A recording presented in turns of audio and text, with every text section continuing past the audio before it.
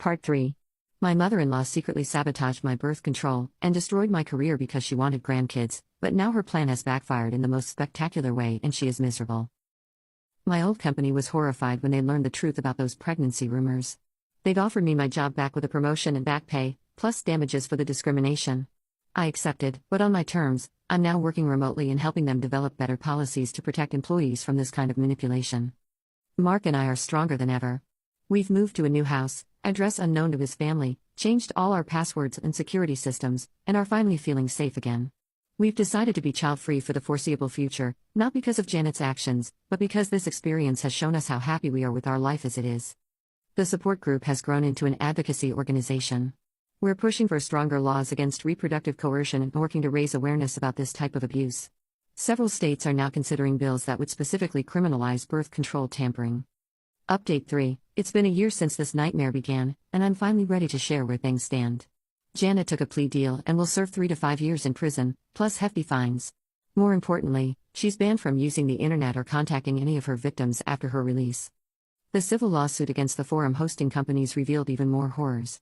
During discovery, we found internal emails showing that multiple platform administrators had been warned about these groups but ignored the reports because they were generating significant engagement. One admin had even joked about it being just mother-in-law drama. Our lawyer, a fierce woman named Sarah Chen, made sure they paid heavily for that negligence. The settlement wasn't just about money, we demanded systematic changes. The platforms had to implement better monitoring systems, create specific reporting categories for reproductive coercion, and fund educational programs about reproductive rights and digital privacy. The settlement money, a staggering $4.2 million, went directly into establishing our foundation. We used it to create a comprehensive support system for victims, legal aid, career counseling, therapy services, and emergency relocation assistance. So far, we've helped shut down 12 similar networks and provided assistance to over 200 women. Each success story feels like a personal victory. One case that particularly touched me was a young doctor named Rachel. Her mother-in-law had been following Janet's career sabotage playbook, spreading rumors at the hospital where Rachel worked about medical mistakes she'd never made. Rachel nearly lost her medical license before we helped expose the truth. Now she's chief resident, and she volunteers with our organization, helping other women rebuild their professional lives.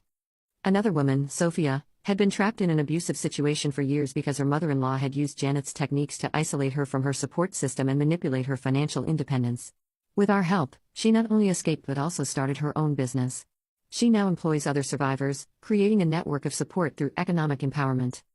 Mark and I have used this experience to become stronger advocates for reproductive rights and bodily autonomy.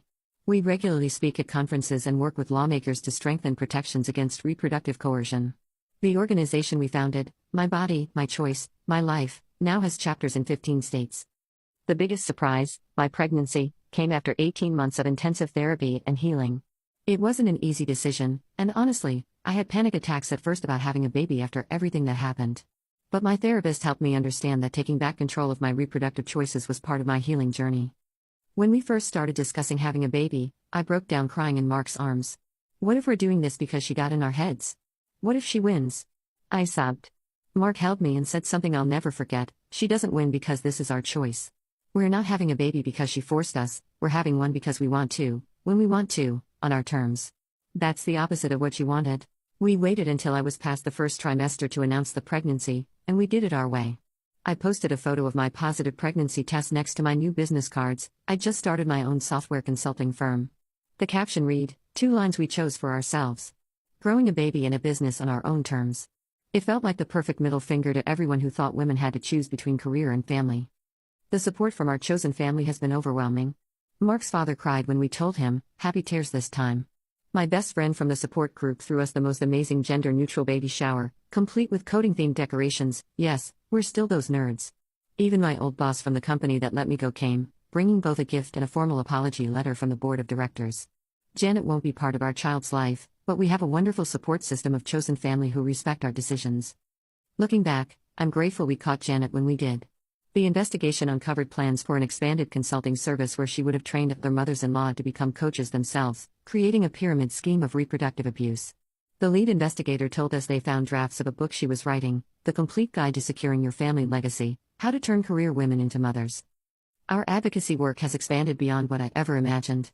We're currently working with legislators in 12 states to draft Janet's law, comprehensive legislation that would specifically criminalize reproductive coercion and digital harassment. 3 states have already passed preliminary versions, with more expected to follow.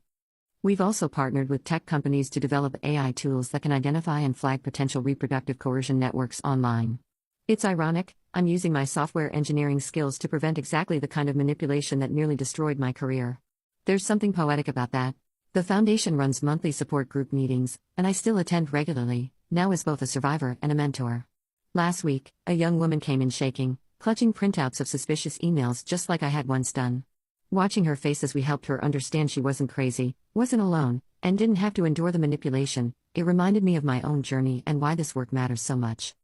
Janet will be eligible for parole in 2 years, but her digital access will be permanently restricted.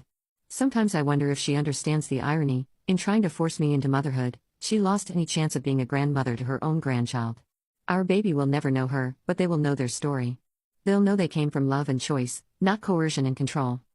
Mark and I are writing a book about our experience, titled Choosing Our Own Path, a story of reproductive coercion, resistance, and reclamation. We want to show others that you can survive this kind of betrayal and emerge stronger. The advance has already been earmarked for our foundation's legal defense fund. To anyone reading this who might be experiencing similar manipulation, trust your instincts. If something feels wrong, it probably is. Document everything, seek support, and remember that your body and your choices belong to you alone. No one, not even family, has the right to make these decisions for you. I'm due in 3 months, and yes, sometimes I still have nightmares about Janet. But then I feel my baby kick, look at my thriving business, and remember, this is my choice, my time, my life. We've turned her attempt to control us into a movement that's helping others reclaim their autonomy.